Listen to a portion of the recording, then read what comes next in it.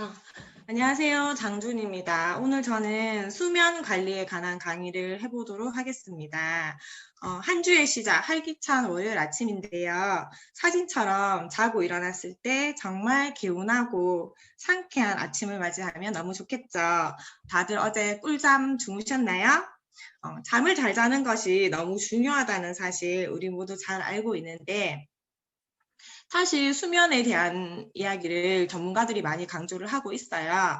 한자혁명이라는 책 내용의 일부인데요. 수면에 대해서 버리는 시간이 아니라 건강에 투자하는 시간이다. 이 책에서 단 하나의 챕터만 읽어야 한다면 나는 주저하지 않고 이 챕터를 꽂을 것이다. 하지만 독자들이 가장 안 볼 것 같아 염려되는 챕터이기도 하다. 병원이나 보건당국에서 강조하지도 않고 약도 아니고 영양제도 아니고 심지어 운동도 아닌 겨우 잠이라고 하니 정말 사람들이 현대인들은 이래저래 생활 습관 때문에 수면이 부족한 경우도 있고 또 잠자는 시간을 아까워하는 분들도 많거든요. 하지만 수면의 중요성은 아무리 강조해도 지나치지 않다라고 이야기를 하고 있어요. 그러면 수면의 기능에 대해서 먼저 알아보도록 하겠습니다. 여러 가지 기능들이 있는데요. 수면은 손상된 세포를 재생시켜주고 면역 회복, 그리고 중추신경계를 회복시켜주는 그런 면역력 향상 기능이 있어요. 그리고 또 성장 호르몬, 멜라토닌 등 성장 발달, 신진대사, 비만에도 관여를 하고요. 호르몬을 분비시켜주는 기능도 있습니다. 그리고 낮 동안의 긴장, 대사, 신체 활동, 두뇌 활동의 심으로 재정비되는 시간을 갖기도 했죠. 그래서 자고 일어났을 때 피로 회복도 되고 기억력 증진에도 도움이 됩니다. 그러면 연령대별 권장 수면 시간을 한번 알아볼게요. 미취학 아동에서 노인까지 권장 수면 시간이 조금씩 다른 게 보이는데요. 성인을 기준으로 봤을 때는 하루에 7시간에서 9시간 정도 자는 게 좋다고 하죠. 그런데 우리나라 사람들은 수면 시간이 꼴찌래요. 그런데 일하는 시간은 가장 많다고 하거든요. OECD 평균보다 한국 사람들이 훨씬 잠을 덜 자고 일은 더 많이 하게 되는 그런 상황인데요. 직장인들의 하루 평균 수면 시간을 조사해 봤을 때 5시간 미만을 주무시는 분들이 10.3%고 5시간에서 7시간 정도 자는 분이 66.1%로 가장 많은 걸로 나타나 있거든요. 그래서 전체 평균 수면 시간이 6.1시간 정도밖에 되지 않는 수면 부족 현상을 겪고 있다고 해요. 그런데 수면이 부족한 것도 모자라서 최근에는 불면증으로 고통받고 있는 사람들도 더 많이 늘어나고 있다고 하거든요. 여기 자료를 보시면 최근 5년간 불면증 진료 인원 현황이 나타나 있는데요. 2015년부터 2019년까지 꾸준히 증가하는 모습을 보이죠. 2019년 기준으로 봤을 때도 63만 명이 넘는 사람이 불면증으로 인해서 진료를 받았고 거기에 대해서 고민을 하고 있는 것으로 나타났습니다.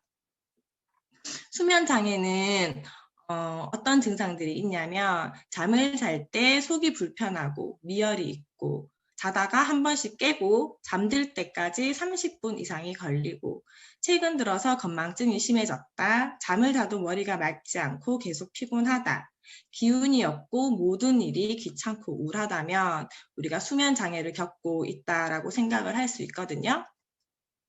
수면 장애의 원인으로는 첫 번째, 불규칙한 수면 시간과 환경 변화 때문에, 그리고 두 번째, 잘못된 식습관. 요즘 카페인, 약물, 야식 너무 많이들 드시고 계시죠. 그리고 세 번째로는 스트레스로 인한 심리적인 불안, 그리고 코골이나 수면 무호흡증, 또 영양 부족으로 인한 호르몬 불균형, 그리고 갱년기에는 호르몬 부족으로 이러한 여러 가지 원인으로 수면 장애를 겪게 되는데요. 최근에는 코로나 불면증이라는 말이 생겼을 만큼 잠 못 드는 사람들이 팬데믹 속에서 제대로 잠을 못 자는 사람들이 생겨나고 있다고 하니까 진짜 수면 부족을 겪고 있는 사람들이 너무 많지 않을까 진짜 걱정이 되거든요. 새해가 되면 우리는 새로운 결심을 하는데 목표 중에 하나가 정말 놀랍게도 잠을 더 자는 게 목표다라고 말하는 사람들이 있을 만큼 정말 수면 보조를 호소하는 인구가 점점 늘어나고 있는 상황입니다. 그러면 이렇게 불면증에 시달리고 있는 분들 수면제 당연히 좀 생각을 하게 될 텐데요. 이 수면제 정말 답일까 생각을 해보면 여기 기사의 내용에 보면 신중해야 한다. 졸피뎀, 벤조디아제핀 등의 성분은 중독성이 있기 때문에 전문의의 처방이 반드시 필요하고 또 내성이나 부작용 우려도 존재하는 만큼 의사의 처방에 따라 적정량을 지켜서 복용을 해야 한다라고 하고 또 명백히 수면제가 불면증 치료제는 아니다라고 하거든요. 그래서 원인을 파악하고 그에 맞춰 생활 습관을 개선해 나가는 것이 더 중요하다라는 내용이 있어요. 그래서 정말 수면제는 함부로 복용하면 안 될 것 같은데요. 이 수면제를 복용하면 안 되는 이유에 대한 이야기를 보면 수면제에는 기본적으로 마약성이 있대요. 마약성이 있다라는 것은 중독성이 있다라는 이야기죠. 그리고 함부로 우리가 구입할 수도 없도록 규제를 하고 있고요. 그런데 부작용을 봤을 때는 되게 아주 무서운 것 같아요. 중독 우려가 높고 호흡 억제, 메스꺼움, 구토를 빈번하게 일으킨다. 알코올과 함께 먹을 경우에는 자칫 사망까지 이를 수 있는 정말 위험한 것 같은데요. 병원에서 많이 쓰이고 있는 게 졸피뎀 계열인데 이 졸피뎀 계열은 수면 구조는 깨트리지 않는 장점이 있지만 전날의 행동을 기억하지 못한다거나 장기간 복용했을 때 환각 증세와 같은 부작용 우려가 존재한다고 하니 진짜 수면제는 함부로 복용하면 안 될 것 같아요.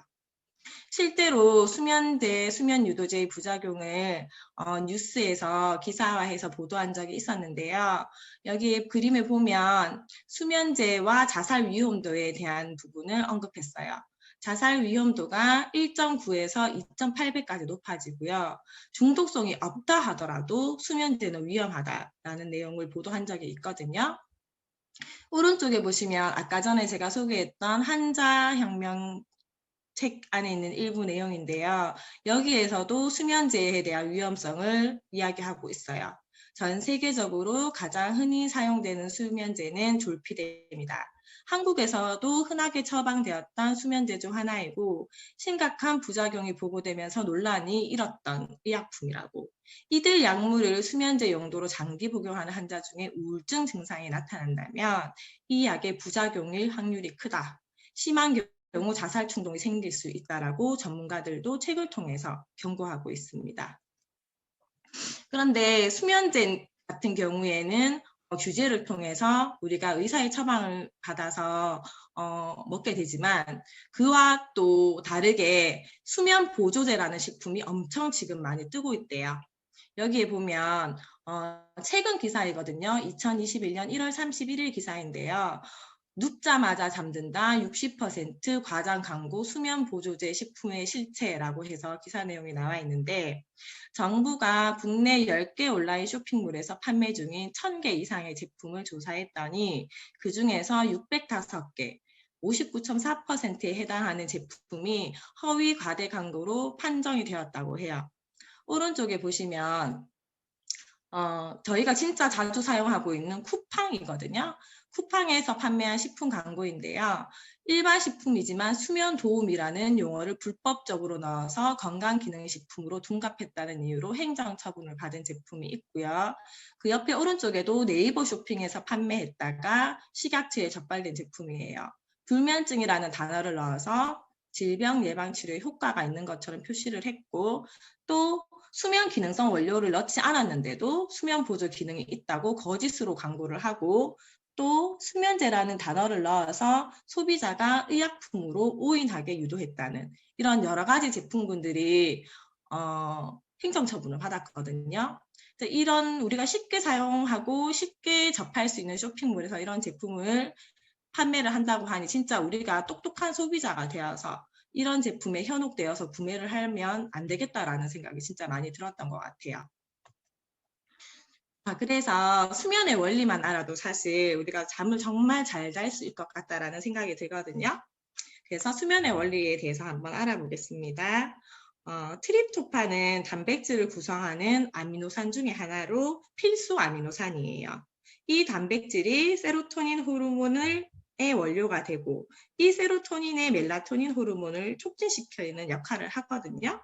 그렇게 해서 멜라토닌이 생성이 되면 우리가 잠을 잘 잘 수 있게 되는데요. 트립토판 같은 경우에는 양질 단백질을 섭취함으로써 우리가 섭취하는 것으로 도움이 돼요. 좋은 탄수화물인 복합 탄수화물을 섭취하는 것도 도움이 되거든요. 복합 탄수화물은 식품으로는 현미, 귀리, 콩, 브로콜리와 같은 식품에 많이 들어있어서 도움을 받을 수 있고요.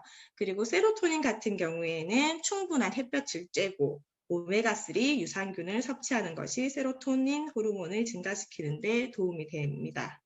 그렇게 해서 자연적인 수면을 유도하는 멜라토닌 호르몬이 생성되는 거거든요. 멜라토닌은 수면 호르몬이라고도 하지만 여러 가지 다른 기능들이 있는데요. 여기에 보시면 첫 번째로 코티솔 생성을 억제시켜준다라고 되어 있어요. 코티솔은 스트레스 호르몬이거든요. 그래서 이 스트레스 호르몬을 줄여줌으로써 잠잘 준비를 할 수 있게 되고 종양 성장, 암세포 생성도 억제해준대요. 그리고 NK세포는 바이러스에 감염된 세포나 암세포를 파괴하는 면역세포거든요. 그래서 이 NK세포와 면역을 증가시켜주고 항염, 항산화 기능이 있고 폐경기 증후군도 감소시켜주고 가민선 방광, 새벽 배뇨 개선, 그리고 스트레스 해소에도 도움을 주는 그런 호르몬이에요. 그런데 이 중요한 멜라토닌 호르몬 같은 경우에는 나이가 들수록 이 호르몬이 점차 줄어든다고 해요. 여기 그래프를 보시면 20대까지는 멜라토닌 수치가 높은 것을 볼 수 있죠. 그런데 30대에 떨어지고 그리고 40세가 되면은 진짜 갱년기에 잠을 못 잔다는 게 이해가 될 정도로 멜라토닌 호르몬의 수치가 적어지는 것을 볼 수 있거든요. 그래서 수면 환자 중에는 50대의 비중도 가장 높다고 해요. 그러면 제가 꿀잠을 자는 여러 가지 방법을 소개해 드리도록 하겠습니다. 첫 번째, 침실은 서늘하고 조용하고 어둡게 유지하는 것이 좋대요. 그리고 자기 전 1시간 동안은 조용히 보내는 것. 그리고 요즘에 정말 자기 전에 우리 눈 감을 때까지 정말 스마트폰 들고 계시는 분들 되게 많은데요. 자기 전에 1시간 동안은 스마트폰 등 전자기기 사용을 삼가하는 것이 중요하다고 해요. 스마트폰을 봤을 때 빛이 생기잖아요. 그 빛 때문에 뇌가 밤인지 모르고 아직도 낮인지 안다고 하거든요. 낮으로 인식을 해서 잠이 잘 오지 않는 그런 증상이 생기기 때문에 전자기기 사용 삼가하는 거 너무 중요한 것 같고요.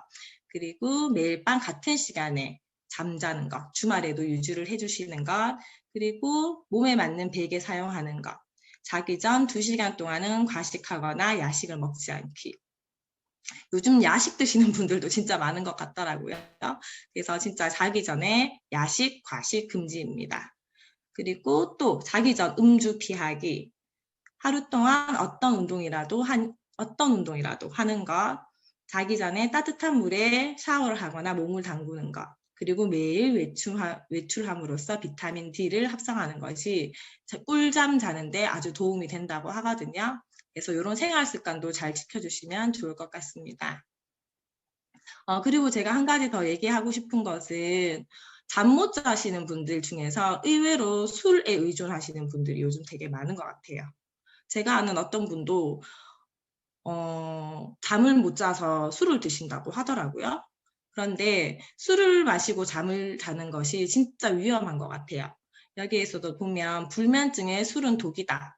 술은 수면 유도에는 도움이 되지만 깊은 수면을 방해할 뿐더러 수면의 질 하락을 초래하기 때문에 오히려 불면증을 악화시킬 수 있다고 해요. 그리고 코골이 수면 무호흡증을 겪는 사람은요.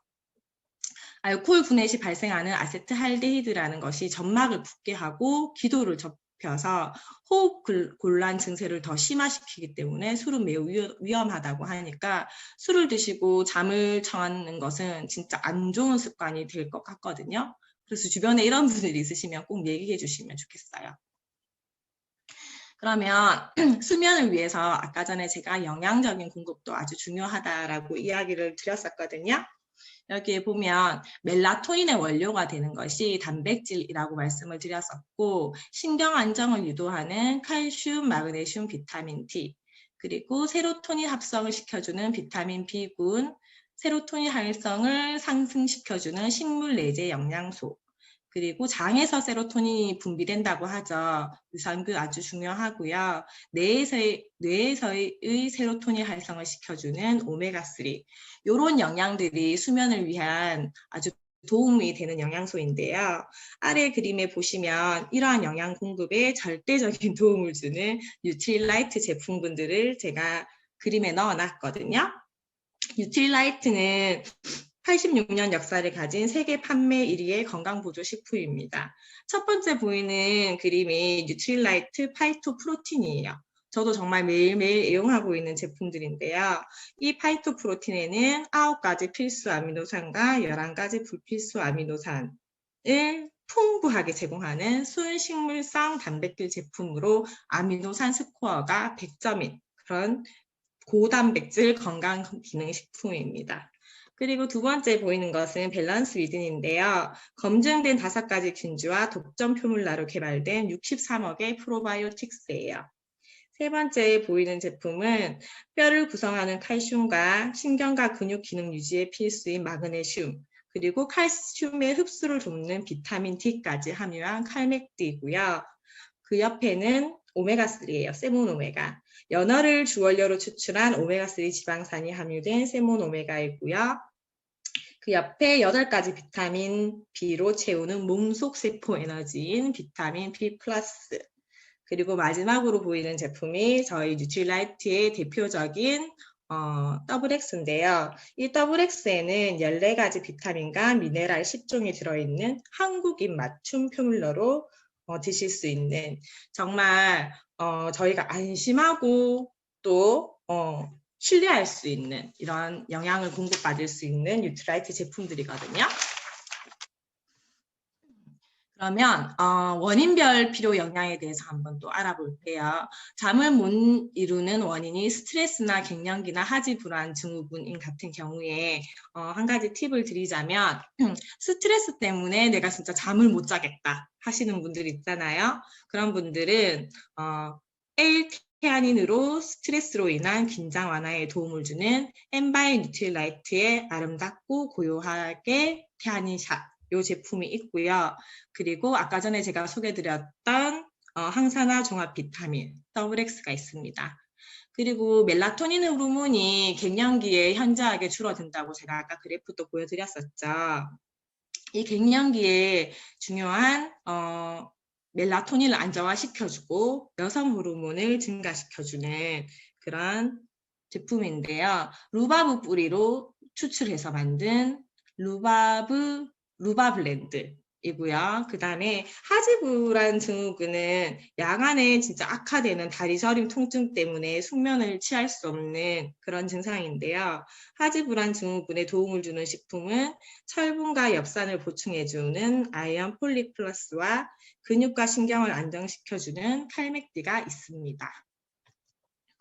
마지막으로 수면 팁을 하나 더 드리자면요.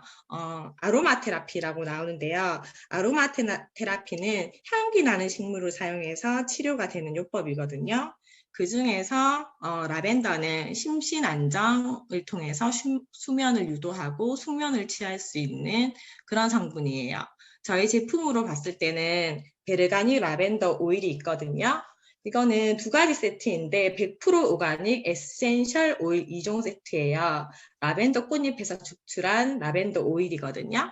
그렇게 해서 심신 안정을 시켜주고 수면을 유도시켜주는 제품인데 샤워하고 나신 뒤에 저희 바디로션과 함께 발라주면 숙면에 도움이 된다고 하고요. 그리고 제가 또 애용하고 있는 제품 중에 하나인데요. 블루밍 슬리핑 마스크. 이 제품은 수면 부족으로 인한 피부도 숙면한 듯 생기는 피부로 가꿔주는 제품이거든요.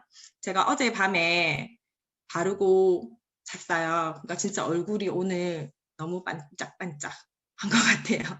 잠을 많이 못 잤는데도 진짜 잠을 푹 잔 것 같은 효과를 느끼실 수 있거든요. 여러분도 아침에 놀라운 피부를 경험하실 수 있을 겁니다. 제가 준비한 내용은 여기까지고요. 정말 주변에 불면증에 잠 못 이루는 분들에게 많이 도움이 되었으면 좋겠고 모두 꿀잠 주무시는 여러분이 되셨으면 좋겠습니다. 부족한 강의 들어주셔서 너무 감사하고요. 이상입니다.